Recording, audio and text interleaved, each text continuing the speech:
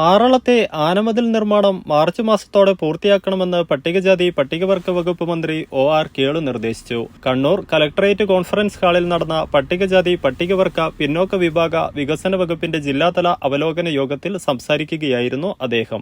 മനുഷ്യ വന്യജീവി സംഘർഷം ഏറെ ഗുരുതരമായ പ്രശ്നമാണെന്നും ഇതിന് പരിഹാരമുണ്ടാക്കാനാണ് ആനമതിൽ പദ്ധതി നടപ്പിലാക്കുന്നതെന്നും അത് എത്രയും വേഗം പൂർത്തിയാക്കണമെന്നും ആവശ്യമായ മരങ്ങൾ മുറിച്ചുമാറ്റാനും മറ്റും ആവശ്യമായ നടപടികൾ വനം പൊതുമരാമത്ത് വകുപ്പുകളും DRDM-ഉം ആർലഫ മാനേജ്മെന്റും കൂട്ടായി സ്വീകരിക്കണമെന്നും മന്ത്രി ആവശ്യപ്പെട്ടു.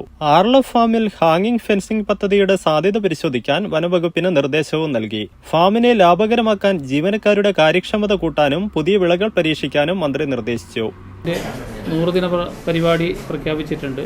ആ 100 ദിന പരിപാടിയോടനുബന്ധിച്ച് പട്ടികജാതി പട്ടികവർഗ പിന്നോക്ക ക്ഷേമ വകുപ്പിലെ എല്ലാ പദ്ധതികളും വളരെ വേഗത്തിലാക്കാനും അതിൻ്റെ സേവനങ്ങൾ ഈ തദ്ദേശീയ ജനവിഭാഗത്തിന് വേഗം ലഭ്യമാക്കാനും ലക്ഷ്യം വെച്ചുള്ള ഒരു അവലോകന യോഗമാണ് ഇന്ന് കണ്ണൂർ ജില്ലയിലൂടെ സംഘടിപ്പിച്ചിട്ടുള്ളത്.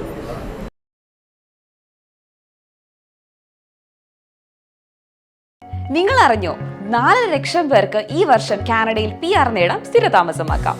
ഏത് ഒക്കുപേഷൻ ഉള്ളവർക്കും അപ്ലൈ ചെയ്യാവുന്ന എക്സ്പ്രസ് എൻട്രി സ്ട്രീമുകൾക്ക് പുറമെ health care, science and technology, engineering and mathematics, trades, transport, agriculture and agri food എന്നീ 5 കാറ്റഗറികളിലുള്ള 82 ഒക്കുപേഷനുകളിൽ ഉൾപ്പെടുന്നവരെ കൂടി കാനഡ ഇപ്പോൾ പ്രത്യേകമായി ക്ഷണിക്കുന്നു.